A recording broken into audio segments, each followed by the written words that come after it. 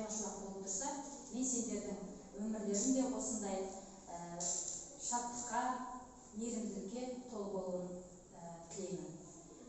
Енді бүгін бірінші тапсырма бойынша тақтаға қараймыз. Әріптер сөйлейді әдісі бойынша мына жерде берілген әріптерден киіз үйге байланысты сөздерді табу керекпіз. Кәне, ойланайық. Жансая? Шаңырақ. Жақсы. Келесі. Дауысы. Түндік. Келесі. Үшінші топтан. Текемет. Тағы да кім айтады? Дамир. Оқ. Жақсы. Дидар. Киіз. Киіз. Тамаша. Бүгінгі біздің сабағымыз келесі. Киіз үй ғажап сәулет туындысы. Яғни біздің тақырыбымыз жаңа қазір ғана өздерінің тақырыпты ашқандай киіз үй туралы. Бүгінгі сабағымыздың мақсаты терминдер мен ұғымдарды, тілдік оралымдарды талдаймыз және оқылым мен тыңдалым материалдарын конспектлеп негізгі ақпараттар іріктей алатын боламыз. Және сөйлем мен мәтін деңгейінде тыныс белгілерін қолдана білуге үйренеміз. Олай болса, назарымыз мына видеороликке аударайық. Киіз үй үш бөліктен құралады. Бірінші, үйдің сүйектері, яғни ағаштан жасалған бөліктері. Екінші, киіздері, бұл үйдің киізден жасалған бөлшектері. Үшінші, арқан баулары, оған баулары, бас құрлары және арқандары жатады.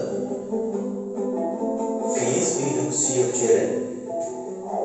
Кереге, киіз үйдің іргесін, шеңберін құрайтын негізгі бөлік. Үйдің берік, кең болуы керегеге байланысты. Керегені құрайтын ағаштарды жер. Видеодан көргендеріндей, енді атаулар туралы үш сұрақ бойынша біз топтық жұмыс жасаймыз. Бірінші топқа қайда, яғни бұл терминдерді сіз бұрынырақта қайда және қандай мағынада кездестіріп едіңіз. Екінші топқа сұрақ қалай, яғни өз тәжірибеңізбен осы атауларды қолданудың мысалдарын келтіре аласыз ба? Және үшінші топқа қандай деген сұрақ, бұл сабақта осы атаулар қандай қолданыстар болды деп ойлайсыз. Яғни қазір үш топқа осы сұрақпен жұмыс жасаймыз. Алдарыңызда мәтін тұр, мәтінді ашамыз. Жаңа бұйырғысы бойынша сұраққа дайындалды.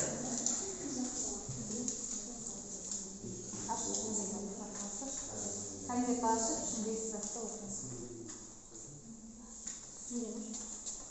Мына жерде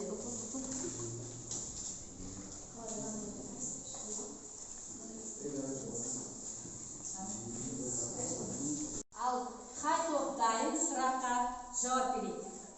Оқ тобынан Қалай? Кереге әдетте жеңіл болады, және екі түрлі болады. Ол артуға жеңіл, бірақ сәтсіз сүйегі жеңіл болғандықтан жерге төзімсіз болып келеді. Жақсы, тамаша, отыра ғой. Келесі кереге тобы. Талай ғасырлық көшпенділердің тәжірибесінде киіз үй қыста жылы, ал жазда салқын болып келеді, және де ол көшіп қонуға ыңғайлы баспана болып саналады, және ол қараймыз. Бүгінгі тақырып тырнақша. Бірінші, мәтін ішінде дәйек сөз тырнақшаға алынады. Алынған дәйек сөз бірнеше азат жолдан құралған болса, әр азат жол бөлек-бөлек тырнақшаға алынбайды. Тырнақша дәйек сөздің басталған жерінен ашылып, біткен жерінен бірақ жабылады екен. Екінші, шығарманың ішінде келтірілген үлкенді кішілі хаттар тырнақшаға алынады. Кейде тырнақша хаттың әрбір азат жолы сайын ашылып отырады да ең соңында бірақ жабылады. Бұл өте сирек қолданылатын ереже. Мысалы, Сәбит Мұқановтың Ботагөз романындағы Асқардың, Кенжетайдың хаттары. Ботагөз, Амантай, екеуіңнің аттарыңды қағаз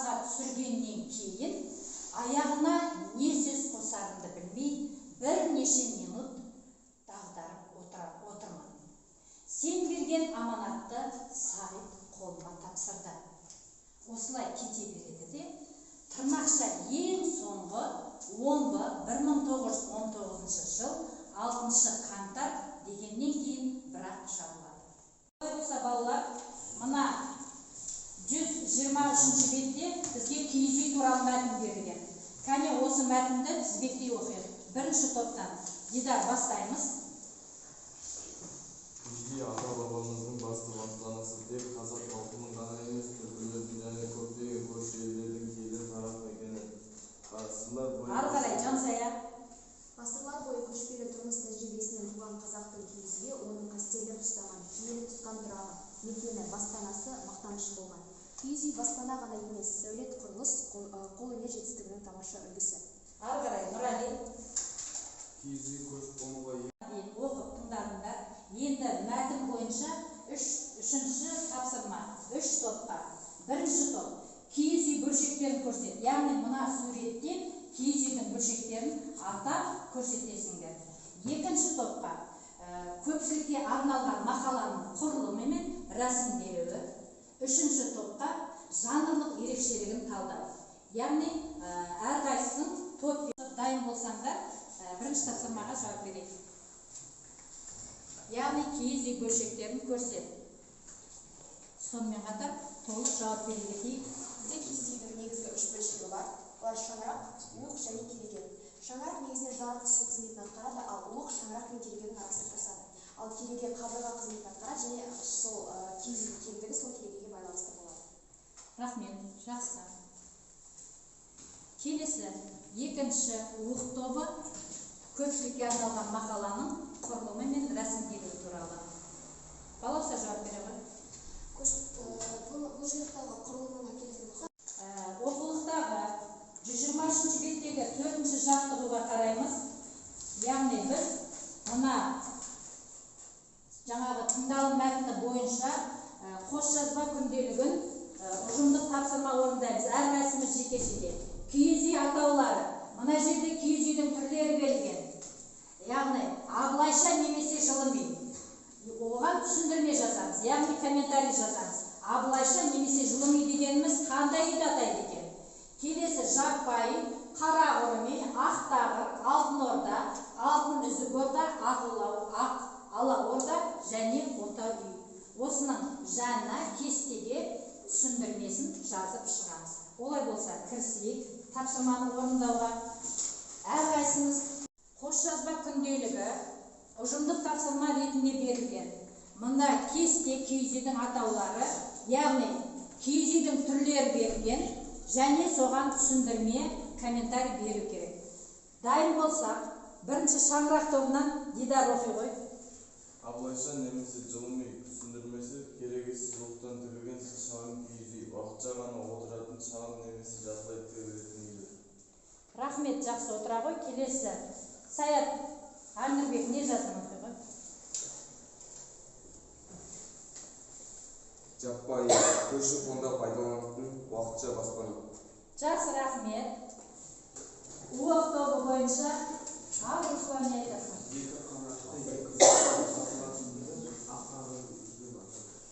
Өте жақсы, рахмет отыра. Дидар. Киіздің тозығы жеткен үйді қара құрым үй дейді. Жақсы, отыра ғой, рахмет. Ал енді кереге тобынан кім оқиды? алтын орда 30 қанаттан тұратын хан мәжіліс ордасы. Жақсы. Алтын үздік орда дегеніміз 24 қанаттан тұратын хандардың отбасы тұратын үй. Рахмет, жақсы.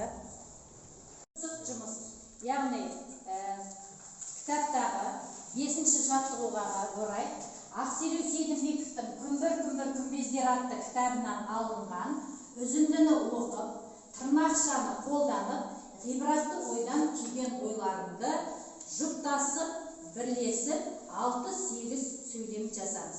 Олай болса, кірістік тапсырманы орындаймыз. Жұптаса отырып жазамыз. Жазған сөйлеміңді оқи ғой. Қолмастан Киіз үйге жаңадан көшкен жастарға келген кең болсын деп тілек айтқан. Бұл сөйлем ережесінің бірінші бөлімге сәйкес келеді. Яғни дәйекті сөз мәтін ішіндегі дәйекті сөз тырнақшаға алынады. жақсы, отыра ғой. Келесі, үшінші топ, келеке тобы. Жазған сөйлеміңіз оқып. Бүгінгі сабақты қорыту мақсатында сендерден мынандай кері байланысты алмақшымын. Біз бағанадан бері айтып өткендей қазақтың киіз үйі туралы, оның құрылымы туралы және киіз үйдің түрлері туралы біраз мәлімет алдық. Олай болса, ең жоғарғы киіз үйдің бөлігін шаңырақ деп атайды екен. Шаңырақ бойынша мен сабақта үйрендім. Яғни не үйрендім? Өзіңе қандай қажетті мәліметтер алдым? Соны мына кішкентай киіз үйлерді алып, осының артына өздерінің үйренгендеріңді жазып, әкеліп шаңыраққа жапсырасыңдар. Екінші, сабақ қызықты болды. Яғни несімен қызықты болды сабақ сендерге? Соны мына киіз үйге жазып, мына киіз үйдің бөлігіне әкеліп керегеге жапсырасыңдар. Үшінші, өз жетістіктеріне риза емеспін. Яғни өздеріңді бағалай отырып, осы киіз үйдің артына жазып, әкеліп киіз үйге бекітеміз керегесіне. Олай болса, кірісейік. Әр топтан бір оқушы келіп таратып алсын.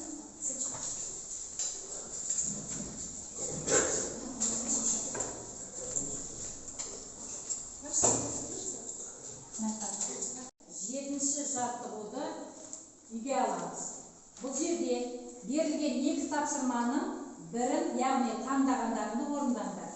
Бірінші, ғылыми көпшілік стильде Қазақстанның сәулет өнері және киіз үй тақырыбында мақала жазыңдар. Сөз саны мақаланың 150-170 сөзден тұру керек. Екінші, берілген сұрақтар бойынша киіз үй жабдықтарын жазып шығу керек. Мына жерде 9 сұрақ берілген, сол 9 сұрақта киіз үйдің жабдықтарын жазып шығу керек. Осымен сабақ аяқталды. Сау болыңдар.